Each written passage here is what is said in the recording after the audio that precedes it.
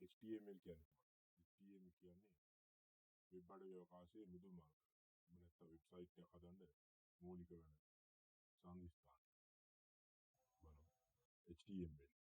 එහෙම නැත්නම් hypertext markup language. hypertext markup language කියන්නේ ඉංග්‍රීසියෙන් කෙටි කරන සංක්ෂිප්ත කරපු වචන.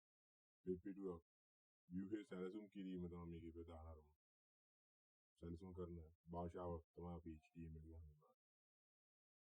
HTML වල ප්‍රධාන අරමුණ තමයි තියෙන්නේ. ඔයාලට පේන හැටි HTML හදාගත්තේ වෙබ් පිටු නිර්මාණය කිරීම සහ අන්තර්ජාලය තුළ ලේසියෙන් තොරතුරු බෙදා ගැනීම සඳහා.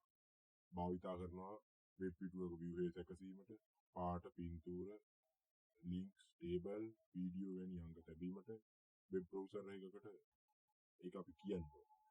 මොකද්ද කුමක්ද වෙන්න ඕන අදාළ දේ දැනුවත් කිරීම තමයි HTML. HTML වල මුල් කාලේ ඉඳන් වර්තමානයේ දක්වා HTML වර්තමානයේ තියෙන HTML 5 ලෙස HTML 5 මේ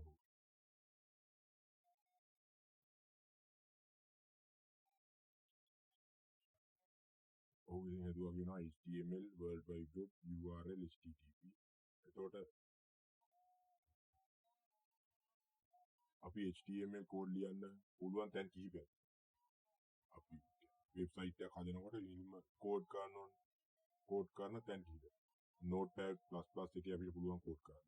VS Code කියලා එකක් තියෙනවා. ඒ ඇප් එක හරහා අපිට කෝඩ් කරන්න පුළුවන්. Atom කියලා එකක් තියෙනවා. ආයි Sublime Text කියලා තියෙනවා. VS Code කියන්නේ ජනප්‍රියම කෝඩින් සිස්ටම් එක. VS Code කියන්නේ දැන් ලෝකේ පවතින ප්‍රධානම රයිටර් එකක්. කෝඩ් කරන්න මුලින්ම අපිට PC එකේ පුළුවන් VS Code තියෙනවා, Sublime Text කියලා තියෙනවා, Atom කියලා තියෙනවා, ඊට පස්සේ Notepad++ තියෙනවා, ආයි brackets කියලා තියෙනවා. ෆෝන් එකකින් කරනවා නම් මොබයිල් ඩිවයිස් එකකින් කරනවා නම් Stack Editor, Android version වලට Juno, iOS වලට ආයි decoder කියලා තියෙනවා, Accord කියලා තියෙනවා.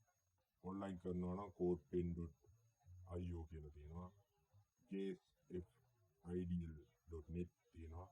ඒ වගේ ගත්තා අපිට W3 ස්කූල් එකේ හොඳ ටියුටෝරියල් තියෙනවා. HTML වල ප්‍රධාන ටැග් කිහිපයක් අපිට හඳුන්වා දෙන්න පුළුවන්. HTML head, title, body, h1 to h6, paragraph tag, anchor tag, image tag, ඒ වගේ ටැග් ගොඩාක් තියෙනවා මේ පෙන්නන්න.